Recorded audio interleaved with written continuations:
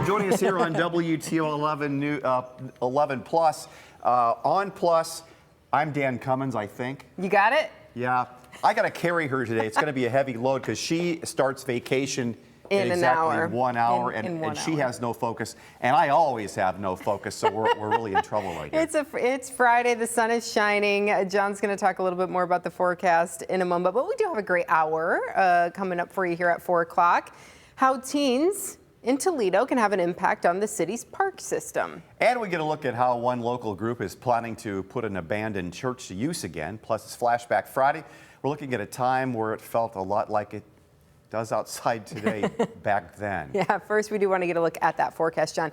Okay, it's cold, but we saw some sun today, and I know that's probably it for a while. Yeah, don't get too used to it. It's Friday, it's sunny. Hopefully the bright weather at least helps make your Friday a little bit brighter. Not going to be something we'll see a ton of this weekend, though. Right now we're at 52 degrees. It is a little bit breezy, though. We're seeing gusts of around 30 miles an hour, and there is going to be a couple rounds of showers that we're tracking this weekend. There could be a few light sprinkles early on in the day Saturday. There will be a bit of sunshine briefly returning Saturday afternoon with highs in the 40s and a cooler feeling breeze. Temperatures are in the 50s for most areas, including Fremont at 52. 52 also in Findlay, Wauseon, and the Toledo Metro.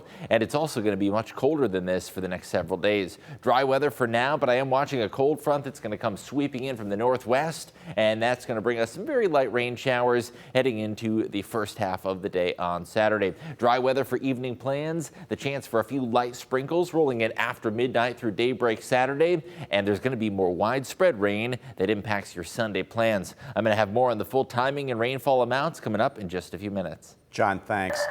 More than a dozen wildfires are raging across Florida. Biggest is in southern Miami-Dade County. More than 24,000 acres have burned, and so far there's no end in sight. Fire crews are hoping for favorable weather conditions to help out, like some rain and the wind dying down.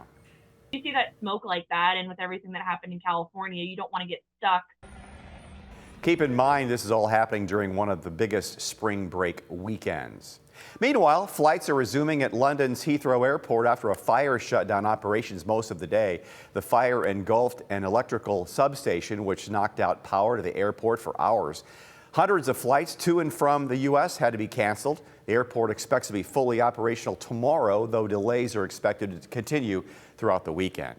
Back here at home, 2 people were taken to the hospital after an overnight fire in South Toledo. Firefighters say flames started around 2 this morning at the home on Thornapple Drive, just off Eastgate Road. They say a man living there fell asleep with a lit cigarette, sparking the fire. That man and his mother were taken to the hospital to be treated for smoke inhalation. The fire department doesn't believe there were any working smoke alarms in the home. And the search continues today for missing 13-year-old Kaimani Lutig. She was last seen around 12:30 Tuesday morning near Elm Street in North Toledo. Her family says she left behind her glasses and house keys, things she never leaves without. Her family is hosting a search party today. The plan is to meet in the parking lot of McDonald's on Manhattan Boulevard at 4:30, so in about 25 minutes. We plan to have a reporter there, and we'll bring you a live report on WTOL 11 News at 5. Another family's coming forward after a Napoleon contractor accused of taking thousands of dollars from customers without finishing the work. Darlene Walker and her sister Mary Markley hired Joseph Schlosser and his company Building with Faith Construction December 2022. They wanted an extension onto the house. They were told construction would take about 6 weeks to complete, would cost about $123,000. Now, per the contract, Darlene had to pay 50% of that up front, then another $8,000 at the end of each week. I had to go to my 401k and draw money out. Then I got penalized for drawing all that money out. But a private inspection report done by DM Home Inspections in July of 2023 showed a lot of issues with Schlosser's work, like windows that didn't fit, a leaky foundation, bad framing. In the end, Darlene says she paid $109,000 for a home she couldn't even stay in and had to hire another contractor to do the job right, bringing the total cost spent to about $180,000. Building with Faith is not an accredited Better Business Bureau company. An easy first step to make sure a business is legitimate is to check with the BBB. Now, not every company without a BBB rating is a scam, but if you do come across a company with a good rating and accreditation, it helps verify its credibility. Experts suggest meeting with company representatives in person multiple times before making a decision and avoiding booking online or over the phone. We've got a shortcut to the Better Business Bureau's website in our links mentioned page on WTOL.com. Perrysburg Schools is hosting its final community focus groups tomorrow. The groups will look at what the community considers important in schools and how a successful student experience should look. The 2-hour session is at 10 a.m. at Whole Prairie Intermediate School. All right, 11 Together blood drive is underway right now. This is live video from Maumee United Methodist Church. I donated earlier today. A lot of people came by all day long, which is just amazing. Yeah, because keep in mind, every 2 seconds, someone in the United States needs blood, and we're told by the Red Cross donors of all blood types are needed. There's still time to help out and donate. The drive goes until 6 o'clock, so a little less than 2 hours there, but easy process for you today, right? Yeah, it was. It wasn't real crowded. They open at 7 a.m. It's been going steady throughout the day. I'm an O positive blood. So they want you. Universal. So yeah, anybody that's that, they want you to get in as much as you can. And I try to do it. I think it's every 6 weeks you're eligible. So it's been a while though, maybe about a year. So I need to be better about getting myself assigned to go in and get it drawn. But they need like 500 units per day to distribute to about 70 hospitals around the area. And you're all aware of what the need is for blood. Right, you need it for surgeries, emergencies. People with chronic conditions. Cancer, things like that, anemia. So yeah, the constant need is year round, but in the winter, the end of winter is really a busy time for them, and also summertime. Right, because people aren't in their normal routines, things Right. like that. But you can't stockpile blood. There's an expiration date there, so that's why this needs to be a Always regular wanting to regular get thing. people to donate. And of course, this was one of the blood drives in Maumee, but you can go on their website and check out near you where there's one. Of course, you can always go to the one there in West Toledo, but yeah, check out the drive, and it's very easy in and out. Yeah, so we thank you in advance. All right, we have a very special lady we want to give a shout out to tonight. Carmen Garcia is 100 years old today. All right, she was surrounded by family to celebrate today at the Hickory Ridge of Temperance Nursing Home. When asked how she's managed to live so long, she had one simple answer. Why have you lived so long? Dios quiere. Because God wants her to live. We're told she used to work at Ford in Maumee. Carmen is also a mother to 8 kids and has about 50 great-grandkids. Again, a big, happy 100th birthday to her. Were you expecting her to say, you know, I had a bourbon every day and... It's so funny.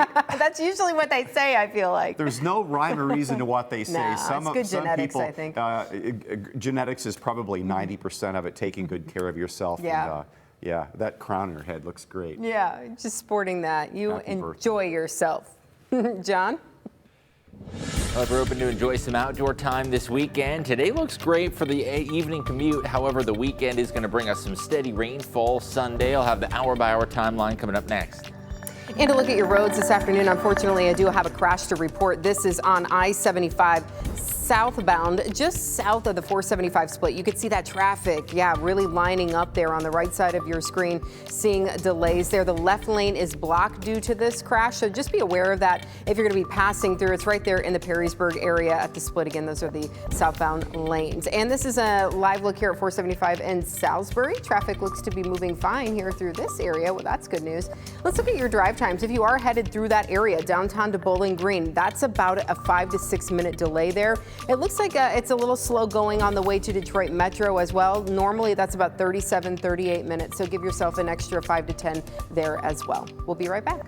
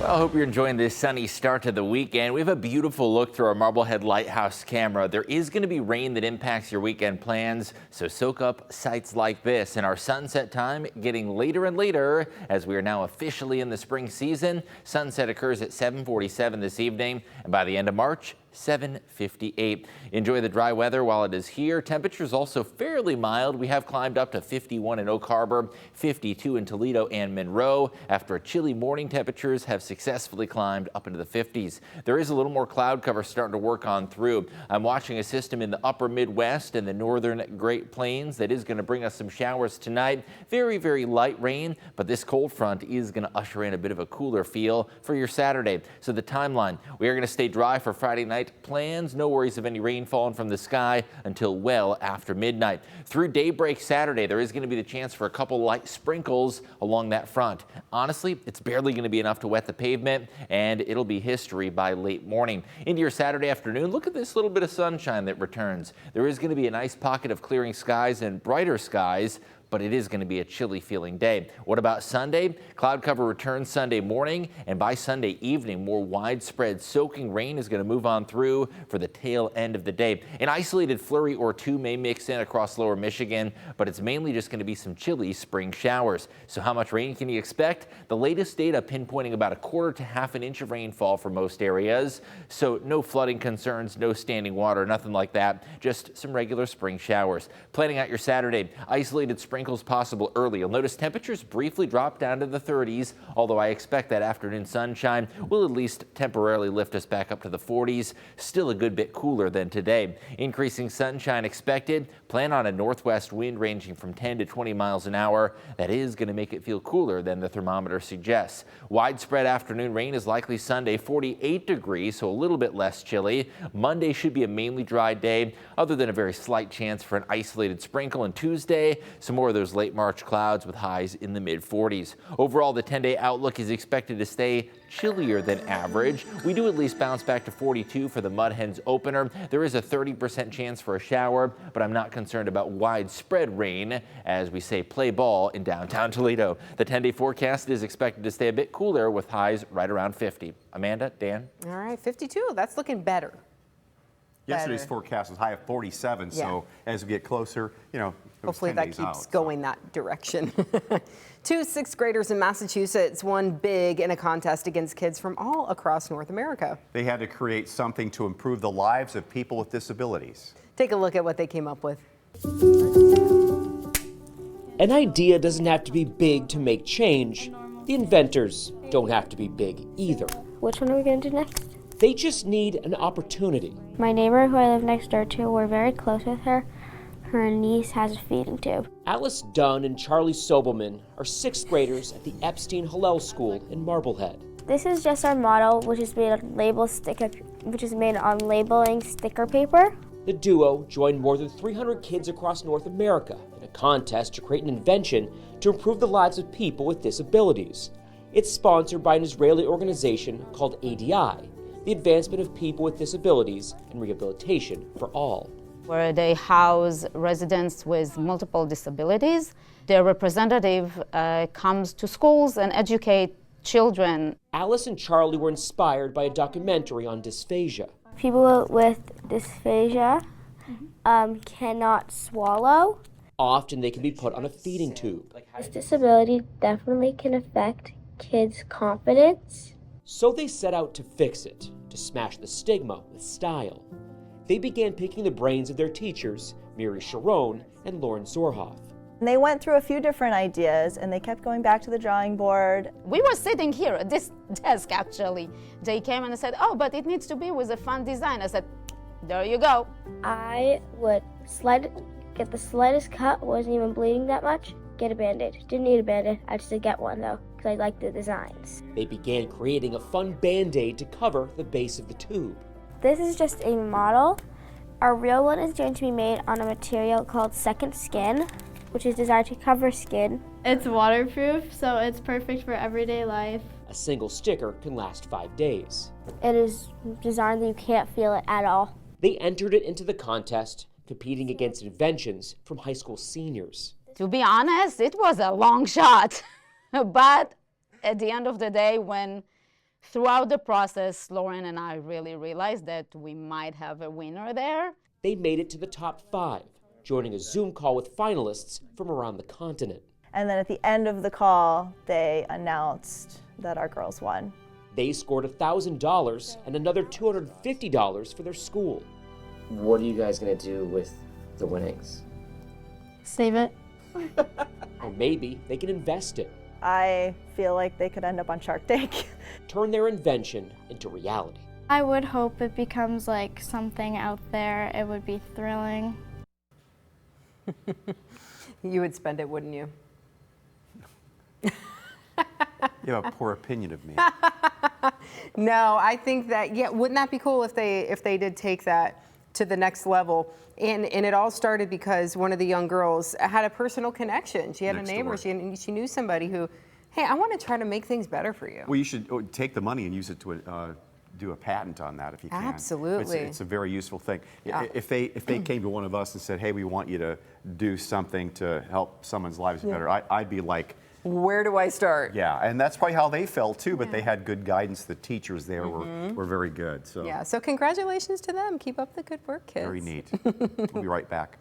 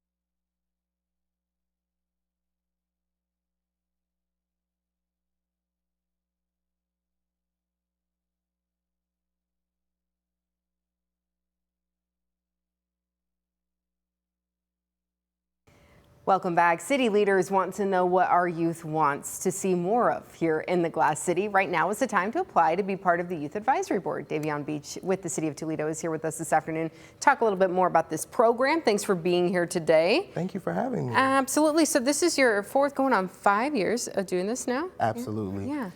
The Youth Advisory Board is a youth leadership and community engagement board. We're comprised of about 20 high school youth.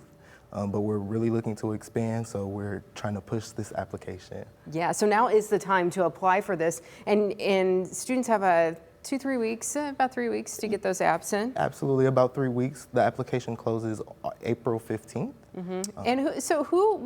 What does the board do specifically? It has to do with our parks in the Park District, yeah? So we started off supporting the Parks Department and all their events that they have going on, but we since then have expanded and we're looking to amplify the youth's voice. So that's really what their job is to go into the community and listen about what their peers would like to see happen and make that a reality for them. Yeah, I think for the last several years, there has been a push in the city to do more with summer programming and youth programming. We want to make sure our kids are involved in positive activities and, staying out of trouble. But the thing is you could put these programs out and think that this is what kids want to do and then realize, well, they're not really interested in that. So that's why you need the kids to tell you what it is that they're interested in. I think that's really important. Me being kind of near their age, I know how it feels to be a young person and not feel heard. And so that's really what I would like to do and foster, is make sure that the things that they want to see in the community and their peers want to see in the community are made happen. Because you're the advisor for this group. So yeah, it can be really frustrating when you're like, I've been telling you this is what we want to do, and then you're doing the opposite. So you said there's about 20 students on this board right now. What age range? Is there a specific age that you're looking for? Yes, so we're looking for high school leaders, ages 14 to about 16, 17, okay. Freshman to junior year, because you have to serve a minimum of 2 years on the board.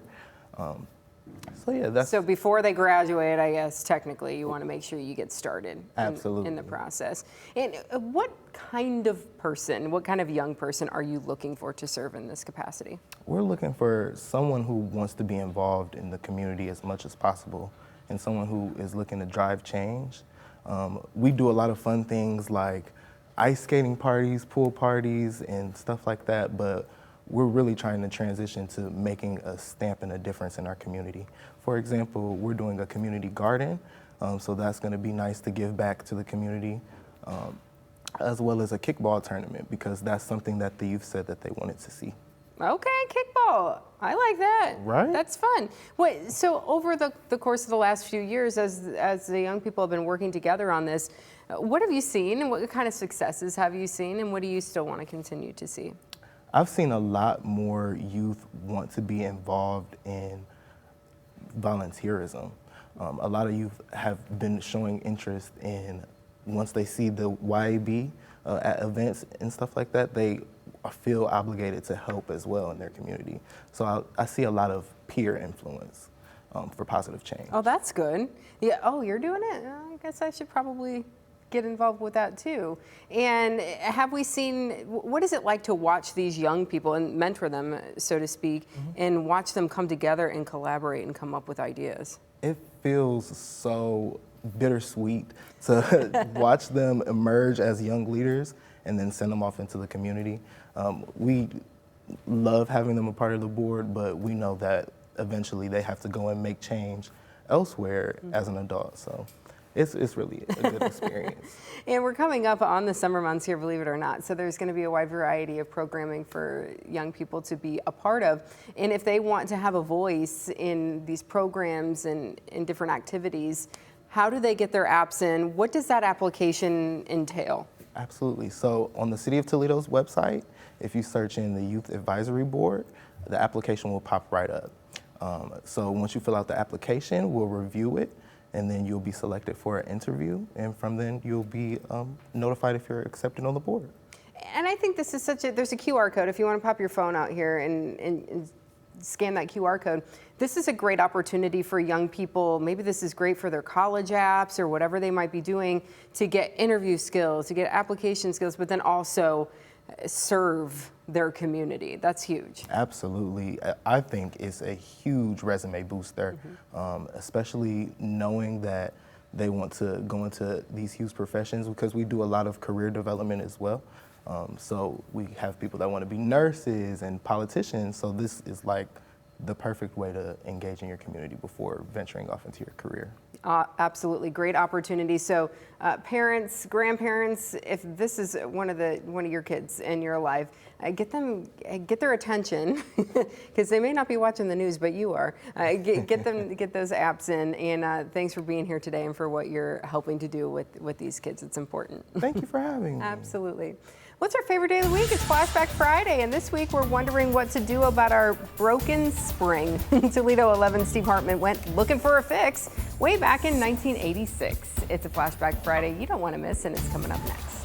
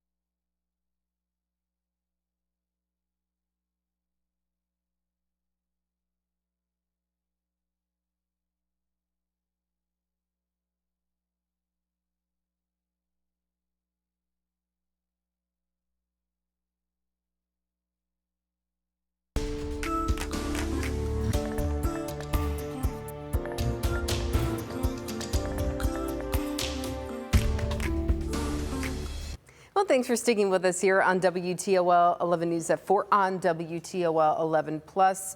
We're here today streaming because some basketball games are on. So, how many minutes until your vacation starts? I forgot. 28. 28. But 28 who's and 30 counting? seconds, yeah. But hey, have you been watching any of the basketball games? I don't watch it. Okay, well, I have a little bit. My bracket's not doing too bad. Really? Yeah, not too bad. John, have you been watching any basketball? A little bit. I don't have any skin in the game because I didn't do a bracket You didn't do it, this but year. neither one of you. Come on, guys. I don't watch a lick of college basketball all season long, but when it's time to fill out a bracket, I'm like, expert. Yeah, let's do it. There's a couple bad ones for me. There was a couple of upsets. Clemson. I think that one upset everyone. Everybody, 85% of people. Yeah, it wasn't just you. Isn't that nuts? You're really into it then. Hey, I'll be into it until probably Monday when I find out that I've got nothing left. And then I'll be like, okay, moving on. What I'm really into is warm, sunny weather. Yeah. And well, John? Maybe April. Yeah, gonna have to wait a little bit. It's sunny right now. It's not warm and sunny, though. 52 degrees, certainly a pretty typical March feel, but there is that breeze outside, and we're seeing gusts of around 31 miles an hour. The weekend, though, is looking a little bit cooler. Perhaps good weather for staying inside and watching some of that basketball action. 52 in Toledo, 51 in Bowling Green, 52 in Findlay, and we're at 51 to the west of Toledo as well in Henry County. I'm watching a cold front that is going to bring us some light showers tonight. You'll notice a little bit of green there dotting Doppler radar with low pressure currently situated to the north of Wisconsin. That's going to be bringing some light and spotty showers well after midnight tonight, barely enough to wet the pavement. And in fact, by Saturday afternoon, I do expect a good amount of sunshine to make a comeback. Now, there is going to be another round of rain that rolls on in for your Sunday. I'm going to break down the full timeline coming up in just a bit. Amanda? All right, we are still dealing with a crash on I-75 southbound, but it does look like this slowed down. It looks like it's starting to ease up a little bit. Let's take a live look, see what we're dealing with. This is southbound I-75,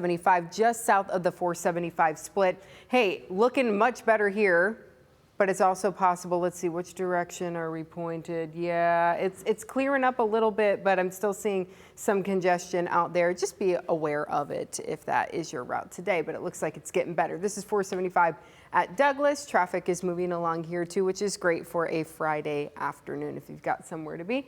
Looking at your drive times here. Everybody else, yeah, still about 20 minutes there, 2-minute delay, not bad. About a 3-minute delay if you are headed up to Detroit Metro Airport. Well, the National Transportation Safety Board is urging 30 owners of 68 bridges in 19 states to perform a vulnerability assessment of their bridge's risk of catastrophic collapse from a vessel collision. This comes nearly a year after the collapse of Baltimore's Francis Scott Key Bridge, which was hit by a container ship. The NTSB wants bridge owners to determine whether they need to implement countermeasures to reduce vulnerability and, if warranted, implement a comprehensive risk reduction plan. Of the 68 bridges, 6 are in Ohio and 2 here in Lucas County, the MLK Jr. Bridge and the Anthony Wayne Bridge. The NTSB ruled these bridges could be at risk of collapse if hit by a ship because they were built before today's safety standards. We'll have more reaction on these findings coming up on WTOL 11 News at 5. Stellantis is offering buyouts to a number of eligible employees, including at the Toledo Assembly Complex. That's voluntary termination of employment and retirement incentive packages. The company says eligible employees have until May 8th to decide. Stellantis says the buyouts are in an effort to, quote, improve efficiency and protect its competitiveness in a very dynamic market. The Old West End is hoping to revitalize a former church in the heart of the neighborhood. Today, a group of people came together to announce an effort to re-envision the abandoned church and see if it became something fresh and new. Dominique O'Neill joins us now in the newsroom. And Dominique, what will this abandoned building potentially become, they hope? Well, Dan, after talking to some community members, I learned they want the once historic Epworth United Methodist Church building to become a mix of residential and commercial uses that would benefit and potentially bring some new life to the historic neighborhood. Members of the Old West End Association and the Lucas County Land Bank gathered in front of the building on Parkwood in West Delaware earlier today. The organizations are seeking a redevelopment partner to transform the building. A feasibility study was developed by the Old West End Association, and the iconic building has over 30,000 square feet of space and has been an important piece of the neighborhood's history for about 100 years. However, it has been abandoned for about a decade.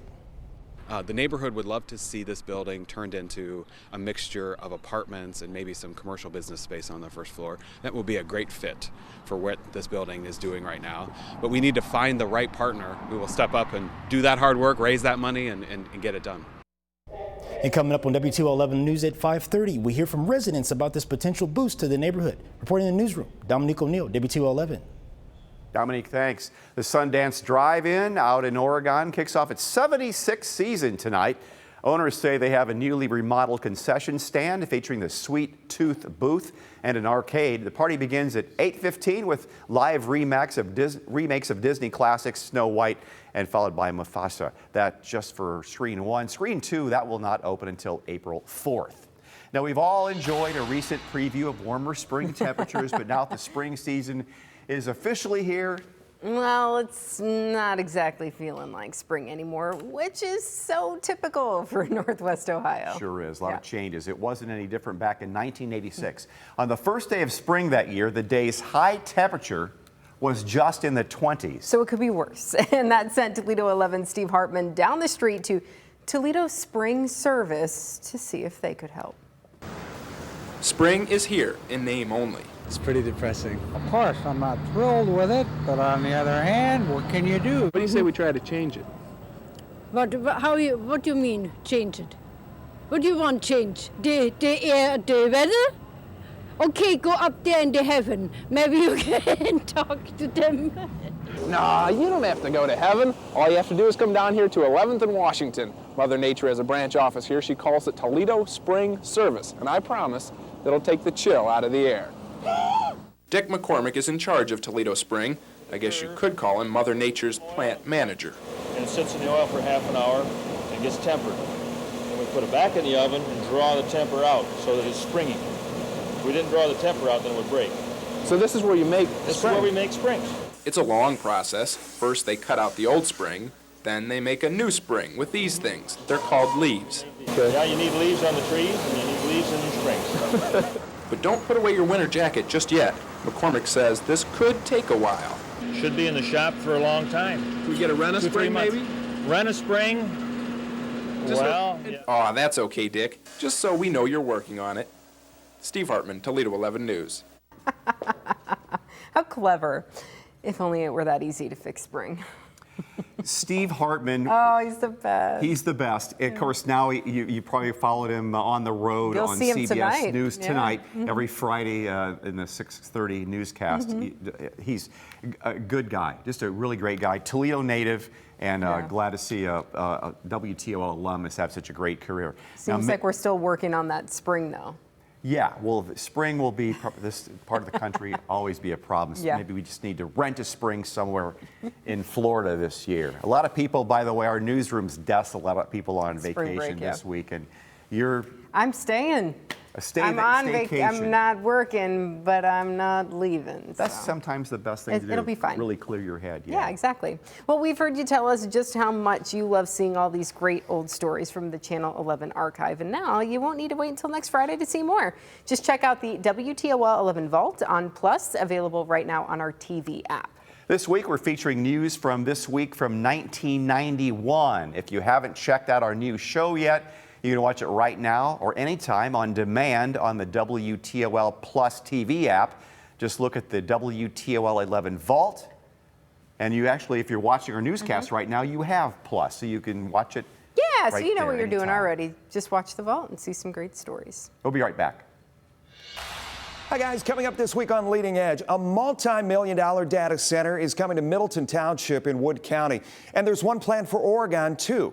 But aside from the economic impact of the build, I wanted to know the whats and the whys of what these huge developments bring to the region. The buildings themselves have a lot of maintenance to them. So again, everything from power and the ability to cool the data center, everything from around and the security in that facility.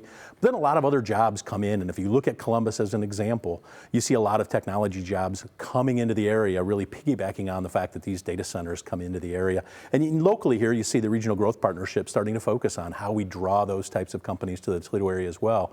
Also this week, he was a DeVilbiss High School multi-sport athlete who had to decide what direction life would take him. On the road of life, Terry Crosby would tell you that he took a few wrong turns, and he's released a book hoping to help others. I really wanted to write the book really because I felt like I've achieved a lot of things in my life, but that's one thing I hadn't achieved, becoming an author. And so I set out 5 years ago, So this was bucket list for you? Yes, absolutely. Leading Edge is Sunday morning at 8:30, and you can find it anytime on WTOL 11+.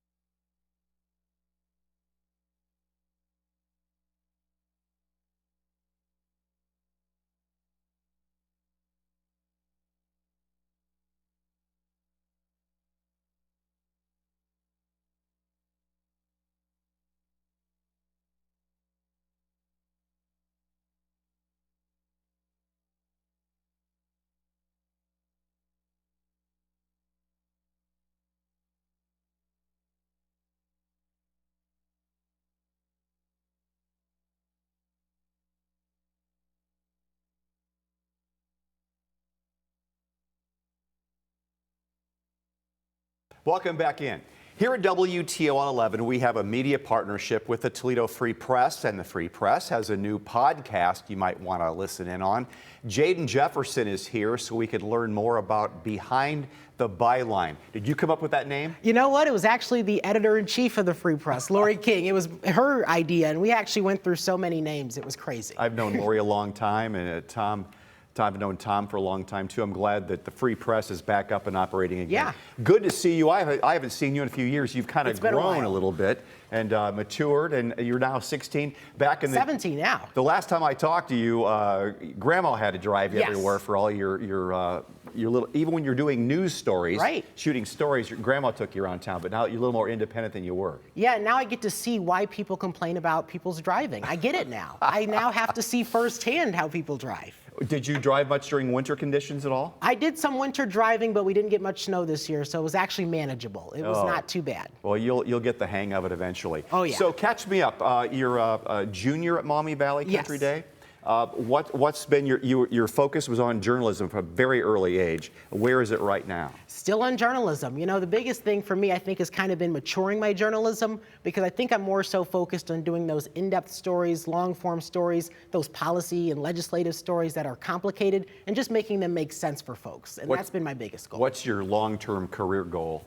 Definitely to stay in this line of work, because I think that there's just a shortage of stories that kind of help people understand how policy affects them, how the things government does affect them. And so I'm definitely going down that route, because we're not doing a service if we're not making it make sense. And so that's my biggest goal. What was your earliest time in your life that you wanted to go toward journalism as a career? Well, it's interesting. There were kind of a few different points where I was like, this might be the thing for me. The first was just remembering that I was watching news at a very young age, just getting ready for school in the morning. So was I. Yeah, it was on in the background in our house all the time. And I think that might have played a role in it. But then also getting to meet our local weather meteorologist when I was just, I think, 7 or 8. And that experience was really formative. Like, I think that was a time when I was thinking I might actually have to go into this field. I was about 8 years old in Cub Scouts, and we took a road trip to a TV station.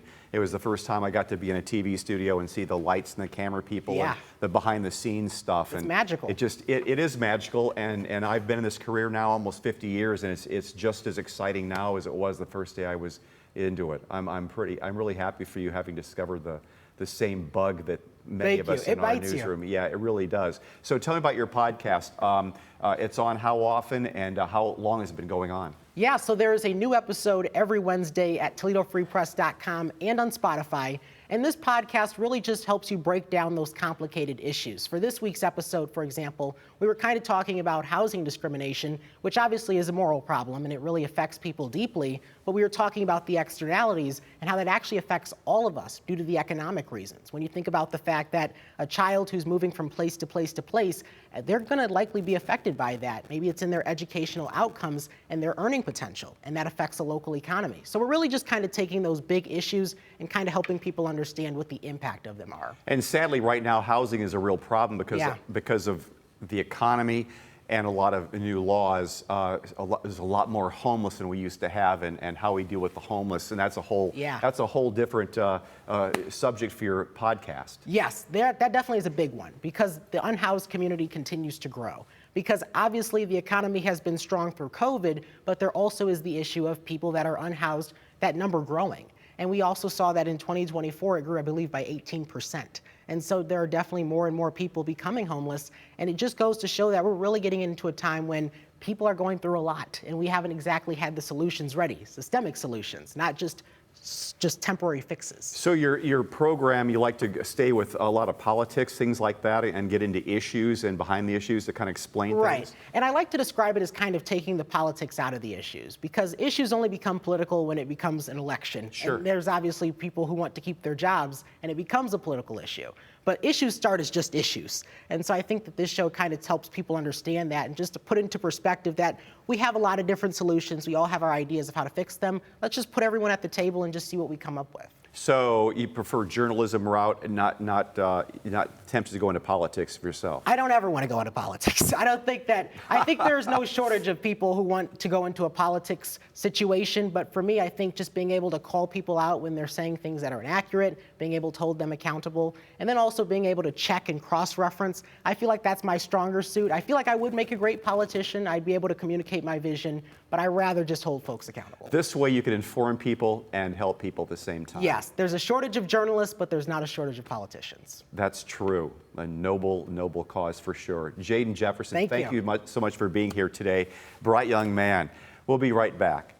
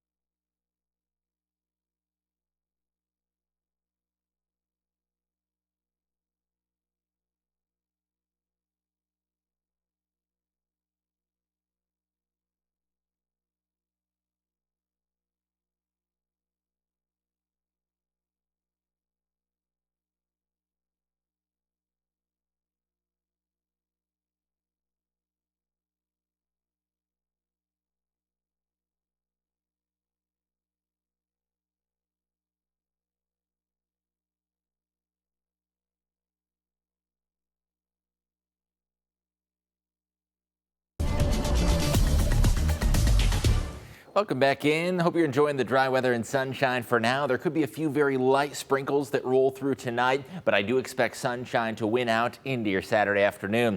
Get ready for a cooler day, though. Highs are only going to be in the 40s, and there is going to be a chillier northwest wind. Right now, we're at 52 degrees, seeing a little more cloud cover that has rolled in, and the wind is making it feel a bit cooler with 31-mile-an-hour gusts being reported. Temperature-wise, most spots are now well into the 50s, even out towards Norwalk and Marblehead, 50 degrees on the nose. 52s from Monroe County down towards Ottawa and Sandusky counties as well. A cold front is going to bring us a cooler breeze tomorrow, and also a couple of light rain showers along that front as it rolls in from the north and northwest. Hour by hour timeline keeps us totally dry for the remainder of your Friday evening. A couple light rain showers are going to be possible as we head into the early hours before daybreak Saturday. That cold front quickly slides off to the east, and I do expect sunshine to rule through the afternoon. Now, Sunday is going to bring us a more widespread rainmaker, and this system is likely to make for a damp second half of the day. During the afternoon and evening, some chilly rain showers. A couple snowflakes may even mix in, especially north of the Toledo Metro. metro. You'll be wanting to keep an eye on radar on a free WTOL 11 weather app. You can not only check radar, but the hour-by-hour forecast that shows you some scattered showers that'll be rolling in by about 5 to 6 a.m. So how much rain can you expect? For most areas, it's going to be in the ballpark of 1/4 to 1/2 an inch. Latest data has trended down a little bit in terms of any heavier soaking rain. Increasing sunshine for your Saturday. There is going to be that cooler northwesterly wind, temperatures in the mid-40s. Sunday, temperatures do briefly climb to the upper 40s, but there could be some chillier rain showers later on in the day and perhaps even a couple snowflakes to the north. Monday and Tuesday, likely dry other than an isolated sprinkle, and you'll notice those temperatures likely to be significantly cooler than average. The 10-day forecast does bring back highs to the low 50s by Thursday. Friday for the Mud Hens opener, we're going to be at 52 with a slight chance for a shower and a brief warm up into next weekend. But overall, things are looking a bit chillier than average with some frequent spring showers into the tail end of March. Dan, Amanda? Well, the news at 5 is coming up on WTOL when the basketball ends. We're thinking maybe 5:20 or so. Yeah, so, just stay tuned. Kaylee Marantetta is in the newsroom right now with more on what the team's working on. Hey guys, coming up with the news of President Donald Trump's plan to eliminate the Department of Education. We're taking a look at what that could mean for school districts in our area and how educators are already planning for the future. And we're live in North Toledo as a family and friends come together to look for a 13-year-old that hasn't been seen in days. WTOL 11 News at 5 follows March Madness, as you guys mentioned. Still got some time left to play in this game. Jeff joins me next at the desk. We'll see you there. All right, thanks. Well, the Toledo Humane Society is inviting you to its kitten shower tomorrow. With kitten season around the corner, the event will help make sure its kitten nursery is fully stocked with essential supplies. Happening tomorrow from 4 p.m. until 7 at the shelter on Illinois Avenue in Maumee. I'm hoping they want you to bring some donations to help. There's some cute cats. How about they are cute little kitties. Students at St. Francis de Sales got a special treat today. Classes were canceled. Beautiful. Okay. It was all for the second annual Just Brotherhood Day. The day is about getting out of class and trying new things like painting and sports. Organizers say the goal is to meet people you may not normally talk to. It's an opportunity for them to build community, build relationships with their classmates, with their faculty and staff, and interact in different ways that you just can't do always inside the classroom. St. Francis Student Council helped organize the event. The school plans to do it again next year. That's interesting. What would you do? Do you know what you would do if you had a free day to try out something different? What do you think you'd do? I like to work out. I would just work out all day. I think I'd take a long walk. Go to the gym. Yeah, go to the gym. Yeah. Because a lot of times when you're working, you try to work out around that. Right. You have to fit it in. This way you can maybe make some friends in it, and maybe you can try like a cycling class or something you've never tried. I like Make that some idea. new friends that way. She's full of ideas. Full of ideas. You should stick around instead of going on vacation. Stick around, keep churning out those good ideas. See you in the end of March.